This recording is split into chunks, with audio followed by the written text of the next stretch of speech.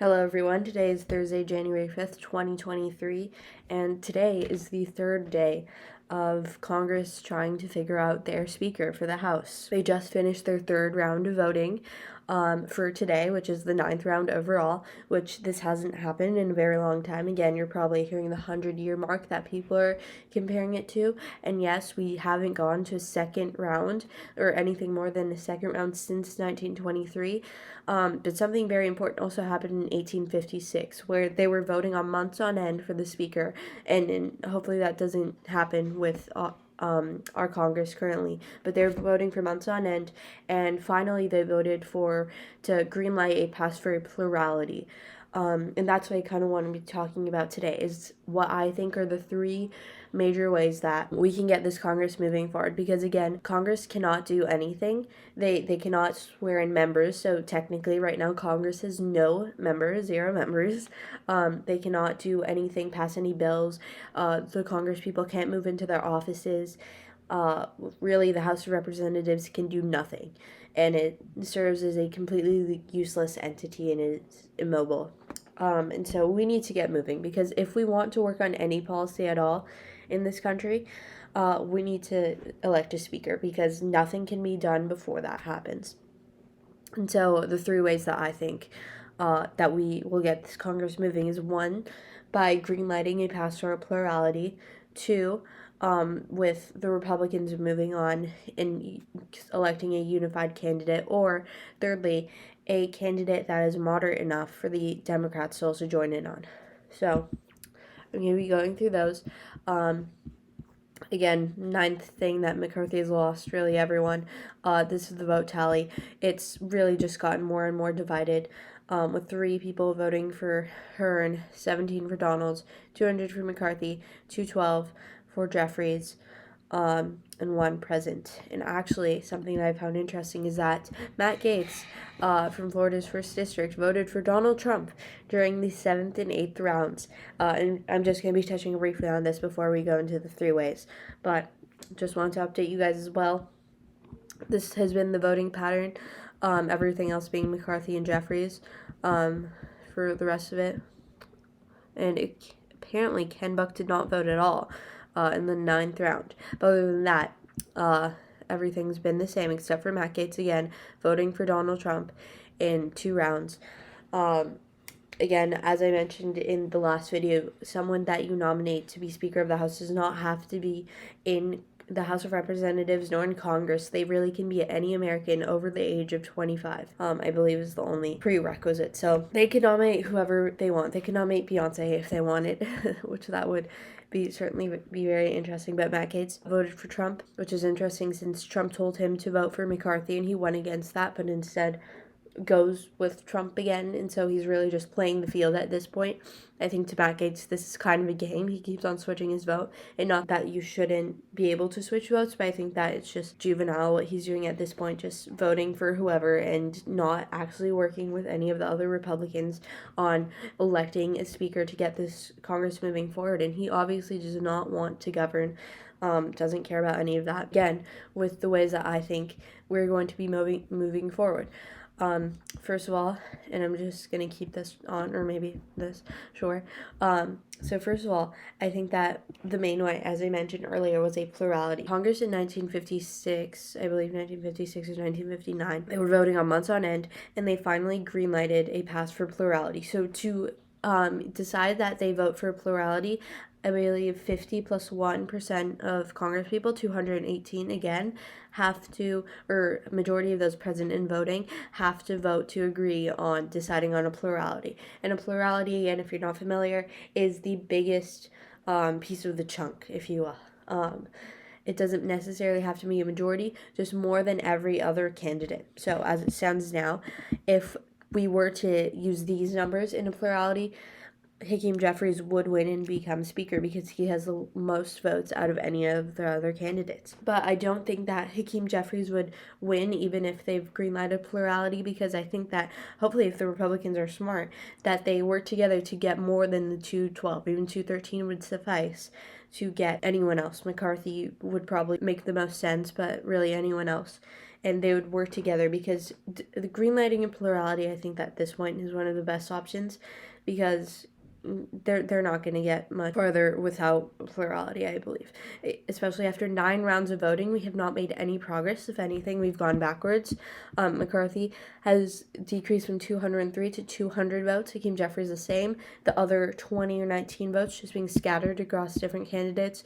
First again, Thomas Biggs, Jim Jordan, Brian Donalds, Trump, other random candidates. Victoria Sparks voting present for days 2 and 3. So it hasn't been productive at all. So I think that if we were to go into a plurality, that would make the most sense. Again, I mentioned this yesterday, but that there are 3 groups of at least Republicans in this Congress, in this voting pattern right now. One of them is this block of 20 or so Republicans who will vote for anyone except for McCarthy. Second is the group of really strong McCarthy fans who really want him to be the speaker because they think that he will do the best for America and be the best speaker.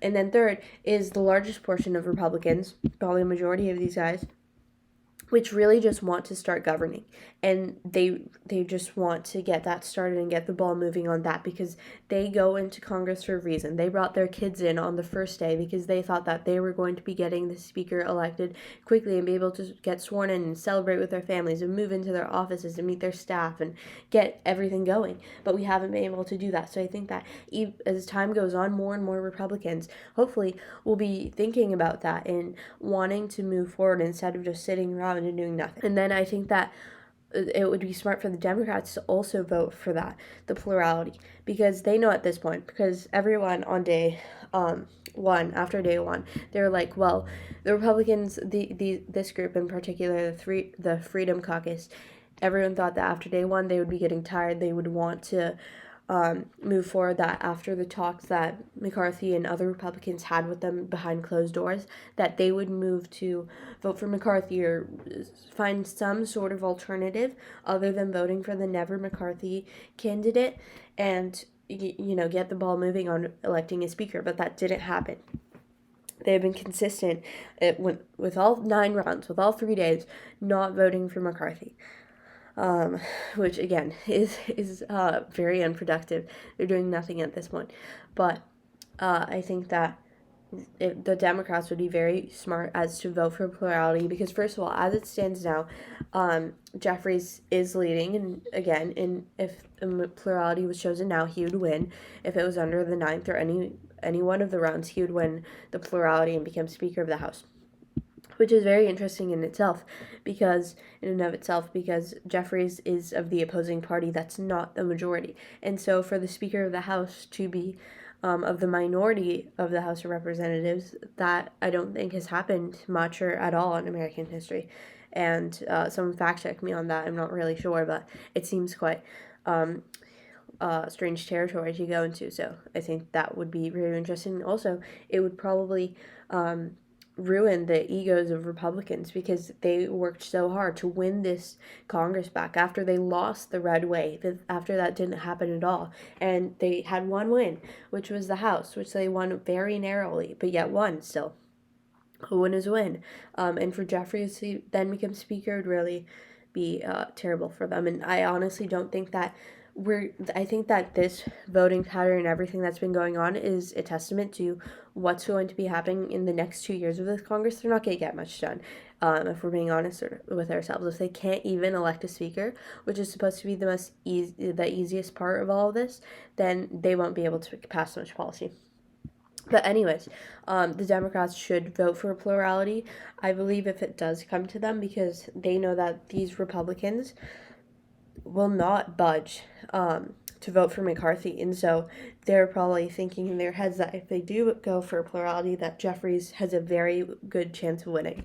And I think that, again, at least, minimum, also, all that's necessary is all of the Democrats plus 6 Republicans. And I surely think that at least 6, I honestly think that at least 20 Republicans would be willing to go for a plurality at this point, because they want to move forward and actually get things done. Representative Dan Crenshaw of Texas, he's been very adamant and public about speaking about right here.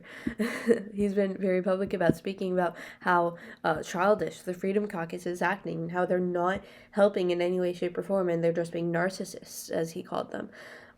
And so I think that he and a lot of other Republicans would be very willing to move forward with a plurality, and they would probably talk with the Freedom Caucus behind closed doors and talk to them about, hey, we have to align and be a team as our party.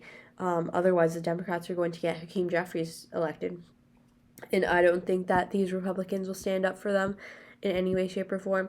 So really it's up to the rest of the Republicans if we move forward with a plurality, I think, because if they're foolish enough, I guess, to trust the Freedom Caucus into voting for McCarthy or just all banding together for one candidate. So that's the plurality vote. Really, the Republicans just need to get more than 212 votes on one candidate, not 218. It can be 213, but really anything more than 212. I think that if it goes into a plurality and they tie for 212, they just keep voting again until there's someone who has more than the rest. So that's the first option that I think is pretty plausible. The second is for the Republicans to nominate a candidate that they think that everyone in the Republican Party or majority can stand by. And again, that's 218 of the Republicans. Only 4 won't stand by them. I think McCarthy at this point needs to reconsider things because I thought that before this that McCarthy would surely become speaker, and I didn't think that this many Republicans would band together against him. Before there was news of about like 5 Republicans or so saying that they weren't going to vote for McCarthy, which again, 5 is enough for him not to become speaker. But I thought that McCarthy would, handle them or speak with them and give them these, bribe them, if you will, and get it down to 4 at least. But that didn't happen again, and it's 20 Republicans, not 5. So that's a big jump. But I think that McCarthy needs to re-examine things and maybe look into a future where he's not the speaker, because I think that if he's going to, because he's been calling this entire Freedom Caucus selfish for this entire time, which they have been, but I think that he needs to also look at things and be like, even though he has been the minority leader and has done a lot for the Republican Party, he also needs to look and be like, hey, we need to get a speaker. Even if it's not me, we need to get someone elected, otherwise we can't do anything, and we're going to be in this circle of looping and voting for months and months on end. So he may have to step down or step aside, or some of these Republicans will have to side with him and realize that they need to vote for McCarthy or agree with the rest of the Republicans, which is a very large, again, 200 Republicans are wanting McCarthy to be the candidate to be Speaker of the House of Representatives. It's just the small group of Republicans that's stopping them. And so I think that if they nominate a candidate who is the best of both worlds, maybe, who isn't fully a moderate, and I honestly don't think that McCarthy is that much of a moderate anyways, but still, someone who appeals to both the Freedom Caucus and the more traditional Republicans, someone who has very strong support in the House GOP. I think that's somewhat unlikely, because I think that if that were to be a viable solution, it would have already happened, but still there's time. They're going to keep voting and voting again and again, and so I think that they need to really think about it thoroughly. And then the third option, which I think is also interesting, is the Democrats. So through every single round, but without fail, all the Democrats in every single round have voted for Hakeem Jeffries.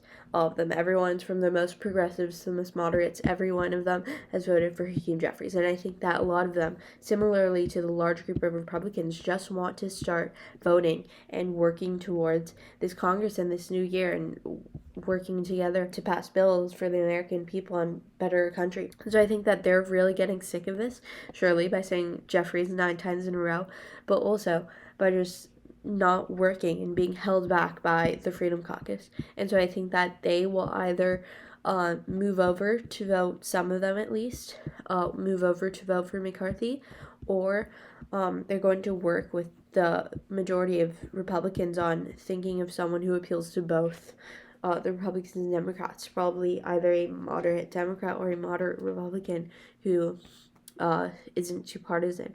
So I think that that's a really feasible option. I'm honestly surprised at this point that the Democrats, none of them have moved over to McCarthy to get things done.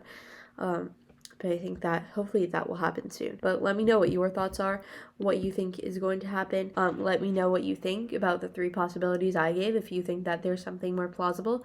And I hope you guys all have a great rest of your day.